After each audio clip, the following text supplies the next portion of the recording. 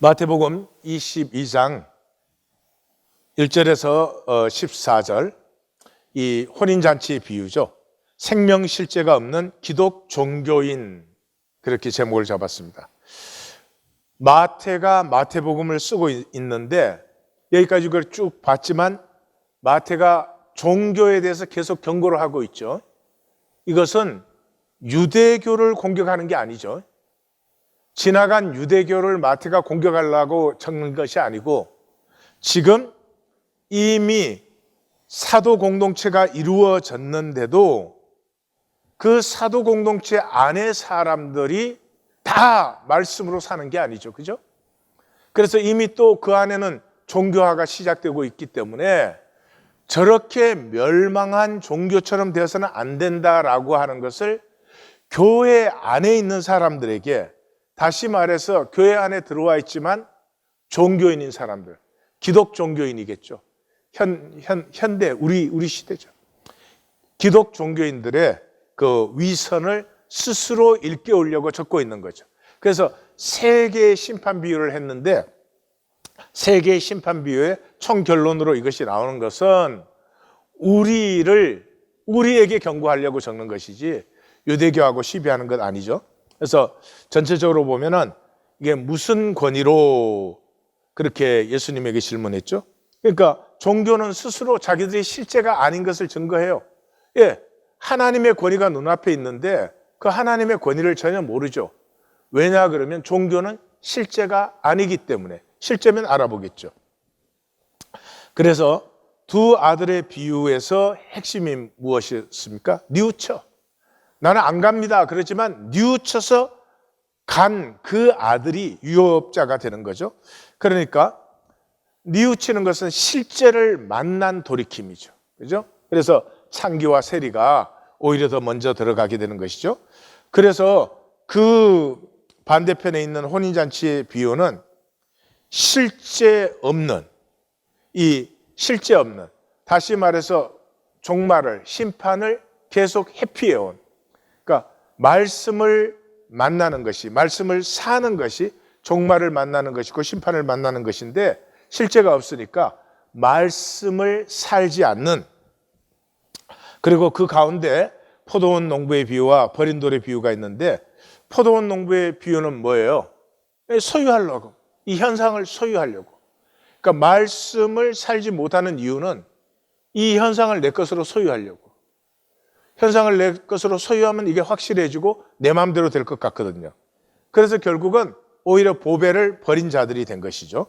그래서 현상에 사로잡혀서 멸망의 심판을, 지금 돌이키는 심판이 아니고 멸망의 심판을 받게 된 것이죠. 현상은 불안하죠. 현상은 항상 변하니까. 그러니까 길이 두 개예요. 불안하니까 내 것으로 콱 움켜잡아서 소유를 하든지, 아니면 그 불안한 것 속에서 변하지 않는 하나님의 원리를, 하나님의 말씀을, 진리를 누리든지. 근데 이 현상을 소유하는 건 불가능해요. 현상 자체가 every second에 다르게 변하는데 지금 내 몸도 변하고 있는데 그걸 소유를 어떻게 해요? 그 불가능한 거죠.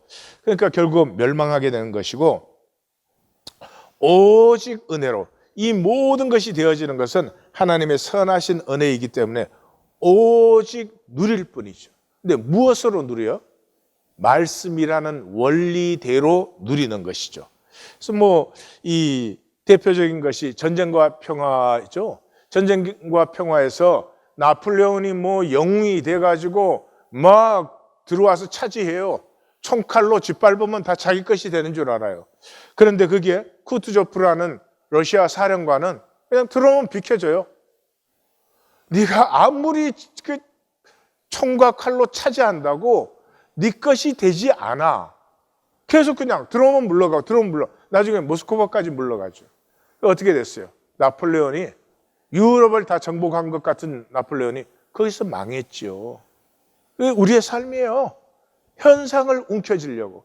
현상은 움켜질 필요도 없고 움켜쥐지도 않고 그냥 현상은 말씀의 원리로 누리면 돼요. 그러면 그 속에서 내 생명이 자라고 성화가 되는 것이죠. 그래서 시작이 2절에 천국은 마치, 그러니까 천국 비유죠. 혼인잔치를 베푼 임금과 같으니, 여기 혼인잔치라는 것은 메시아닉 뱅퀴시예요. 이 종말의 신비한 연합, 하나 되는 것을 얘기하는 것이죠. 그러니까 이게 천국 비유고 종말 비유예요. 그래서 3, 4절에 종들을 보내어, 그리고 또 보내어, 그 이중으로 보냈죠. 그게 심판의 증거예요. 예, 유대적인 것이죠. 예, 이게 한 번은 증거가 안 돼요. 그러나 두 번이면 심판의 증거가 되는 거죠. 그래서 종들을 보내고 또 보내서 청한 사람들을 오라고 하였더니, 그래서 포도원 농부의 비유에도 종을 두 번 보내지 않아요? 5절, 6절에 그들이 돌아보지도 않고 뭐 밭일하러 가고 사업하러 가고, 그러니까 이 심판 없는 오로파일렛, 예, 자기의 삶을 제도와 방식과 딱 시켰어요. 그리고 그렇게 살지 않으면 불안하고 두렵고 살지 않은 것이 되는 줄 알아요. 그것이 깨어지고 말씀의 원리대로 사는 것이 피어나야 되는데, 이 자기가 확신한 생존의 길, 그래서 여기 밭일 보러 가고 사업하러 가고 읽으시는 성도님들은 이 사람들은 왜 이러냐 이렇게 잔치에 초청을 했는데, 그게 우리예요. 우리는 우리의 삶을 제도와 습관화 방식화 이미 시켜버렸어요. 그리고 그 길에서 벗어나면 죽는 줄 알아요. 그래서 그 남은 자들은 종들을 잡아 모욕하고 죽이니, 그래서 이 초청을 삶의 위협으로 봐요. 예, 지금 우리 종교인은 그렇습니다.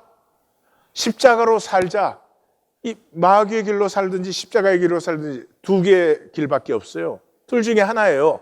그런데 십자가로 살자 그러면 위협인 줄 알아요. 그 날 보고 죽으라는 얘기구나, 내가 없어지라는 얘기구나, 이렇게 들어요. 두 길밖에 없어요. 진실로 살든지 거짓으로 살든지. 예? 진실로 이기든지 거짓으로 이기든지. 그 둘 중에서 우리가 진실로 삽시다 그러면 이걸 위협으로 봐요. 진실로 살면 손에 다 볼 텐데, 내 거 다 빼앗길 텐데, 이렇게 얘기를 해요. 내게 어디에 있는데. 긍휼로 살든지 가인처럼 살든지. 긍휼로 살자 그러면 이걸 위협으로 느끼는 거예요. 그래서 7절에 임금이 노하여 군대를 보내니 그 살인한 자들을 진멸하고 그 동네를 불사르고, 이것은 AD 70년에 예루살렘이 멸망한 것을 얘기해요. 사도 공동체는 예루살렘의 멸망을 예수님이 돌 위에 돌 하나 남지 않고 다 무너뜨려진다, 파괴된다 분명히 예언하셨죠. 그 예언이 성취된 것으로 사도 공동체는 해석했죠. 그 실제로 그렇고요. 그래서 그 예언이 성취된 뒤에 사람들은 누구예요? 유대교인이 아니죠. 지금 기독교인들이에요. 그래서 그 심판이 임한 후에 이에 종들에게 이르되 혼인잔치는 준비되었으나 청한 사람들은 합당치 아니하니, 이 유대교 종교인들은 이걸 스스로 버리고 이게 스스로 부정했으니까 합당치 아니하고, 그래서 혼인잔치는 준비됐죠. 회개하라, 천국이 가까이 왔다. 발 앞에 도착했어요. 들어가면 되는 것이죠. 내가 성령을 힘입어 귀신을 쫓아내는 것이면 하나님의 나라가 너희에게 임했다. 이미 임했다. 들어가면 되는 것이에요. 그런데 이 초청받은 사람들이 합당하지 않은 거죠. 왜냐하면 종교인은 심판을 회피하니까, 말씀을 회피하니까. 그래서 이미 21장 43절에서 하나님의 나라를 너희는 빼앗기고 그 나라에 열매 맺는 백성, 열매 그러면 말씀을 생각해야 돼요. 성경은 뭐예요? 주야로 말씀을 묵상하여서 그 말씀을 지키는 자가 시냇가에 심은 나무처럼 잎사귀가 푸르고 그 시절을 따라 열매를 맺고 그 행사가 다 형통하게 된다. 열매는 아무 열매나 맺으라는 게 아니죠. 가짜 열매 맺으라는 게 아니죠. 항상 말씀을 생각해요. 말씀을 사는 사람들이 그 나라를 받게 된다, 그런 것이죠. 그래서 내 거리 길에 가서 사람을 만나는 대로 혼인잔치에 청하여 오라. 그러니까 만나는 대로니까 이거 벌써 천국은 침노를 당하나니, 그러니까 사도 공동체에는 엄청나게 몰려들었죠. 사람들이, 그죠? 뭐 3,000명, 5,000명 그렇게 몰려들었으니까. 그래서 그 사람들이 초청받은 건 혼인잔치예요. 혼인잔치라는 건 종말적인 실제, 이 우리가 드디어 하나님과 만유와 하나가 되는 신비한 연합이에요. 이 하나가 된다는 건 무한 차원을 얘기해요. 그런데 이 지옥은 뭐예요? 무한 차원의 이 실제가 이루어졌는데 그 안에 여전히 4차원의 노예가 되어서 사는 거예요. 4차원에는. 이 4차원의 현상세계는 항상 부족해요. 항상 결핍이에요. 항상 불안해요. 항상 두려워. 아무것도 내 뜻대로 내 마음대로 되는 것도 없고 항상 불평불만밖에 없고 그 만유가 하나 되는 무한 차원으로 초청을 했는데 들어가지 않지요. 왜? 내 마음대로 해야 되니까. 말씀의 원리대로 살고 싶지 않으니까. 그래서 종들이 길에 나가서 악한 자나 선한 자나 만나는 대로 뭐 이게 해석이 분분하죠. 이제 이방인이나 유대인이나 뭐 그렇게 그게 가장 근접한데 그거보다 훨씬 더 정확한 해석은요. 이 종말에는 현상적 가치가 무가치, 얼마나 악하게 살았냐, 선하게 살았냐, 그게 상관없어요. 침노하면 되는 거예요. 침노하면 되는 거예요. 그래서 천국 침노가 뭐라 그랬죠? 자기의 실제를 직면하는 것이라고. 그러니까 자기의 실제를 직면하면 아프죠. 심판받는 것이라고. 그런데 그 심판받는 것을 종교인은 회피하죠. 종교인은 내가 하나님 믿으니까 절대로 심판 안 받아 뭐 이렇게 얘기하죠. 그래서 모두 데려오니 혼인잔치에 손님들이 가득한지라. 이 사도공동체의 이방교회가 흥왕했잖아요. 사도행전 6장 7절, 9장 31절, 12장 24절, 19장 20절에 보면은 뭐 박해 속에서도 제자가 심히 많아지고 수가 더하여 가고 헤롯이 박해하는데 헤롯은 오히려 죽고 말씀은 더 흥왕하고 주의 말씀이 흥왕하여서 뭐 수많은 무리가 이제 나왔습니다. 그러나 서만한 무리 중에서 실제로 말씀을 생육시킨 생명의 삶을 사는 사람들은 극히 적었다. 그것이 오늘의 이제 결론이에요. 그래서 임금이 손님들을 보러 들어올 때 거기에 예복을 입지 않은 한 사람을 보고, 그러니까 예복을 입지 않았다는 것은 심판받은 실제, 말씀을 살면, 말씀을 직면하면 이 심판을 받음으로 새로워진 삶이 있는 것인데 그것이 없는 이 종교인들, 기독교 안의 종교인들이죠. 그래서 이 옷과 입는다는 것은 성경에 항상 많이 나와 있어요. 이사야 61장에서도 내가 여호와로 말미암아 크게 기뻐하며 내 영혼이 나의 하나님으로 말미암아 즐거워하나니 이는 그가 구원의 옷을 내게 입히시며 공의의 겉옷을 내게 더하심이 신랑이 사물을 쓰며 신부가 자기 보석으로 단장함과 같게 하셨다. 계시록에 가면은 이 사대에 그 옷을 더럽히지 않은 자 몇 명이 내게 있어 흰 옷을 입고 나와 함께 다닌다. 이기는 자는 이와 같이 흰 옷을 입을 것이다. 그 사람은 생명책에서 지워지지 않고 내가 아버지와 그의 천사들 앞에서 시인한다.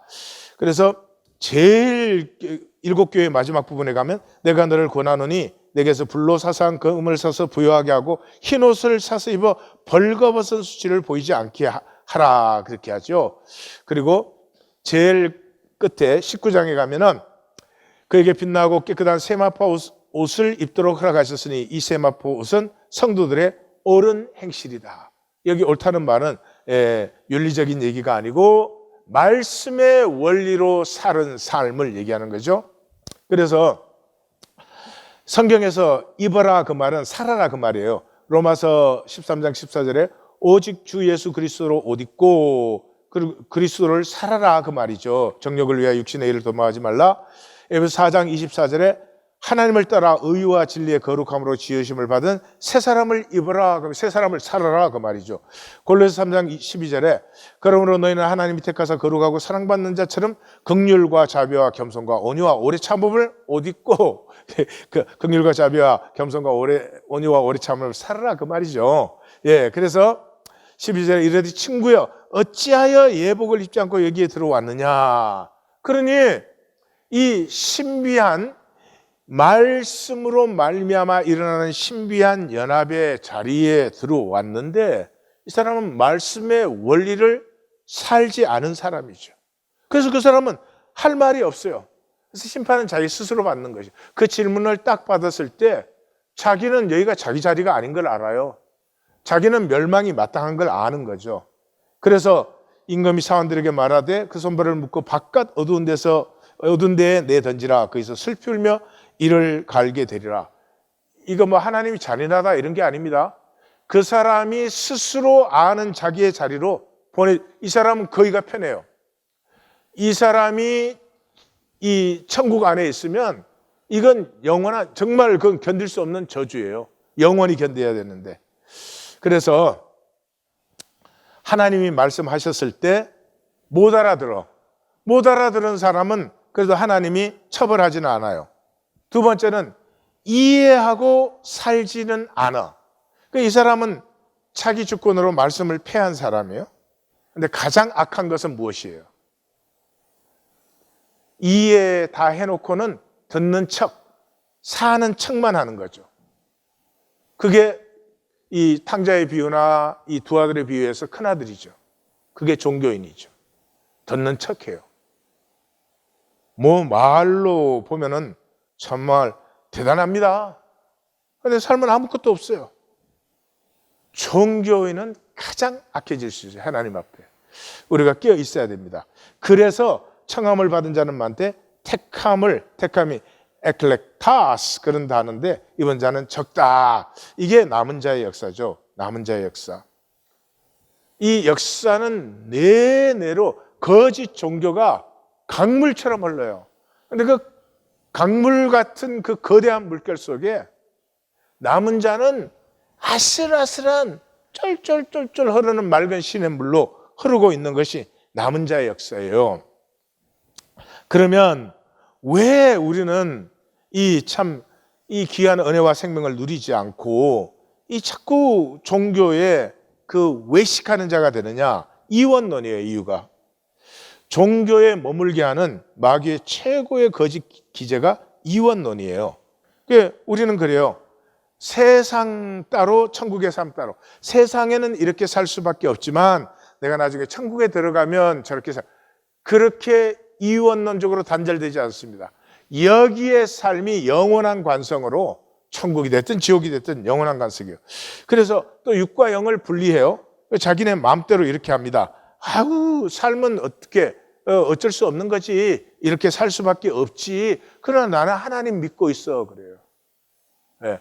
살면 사는 게 믿는 것이고요. 살지 않으면 살지 않는 게 이원론이에요.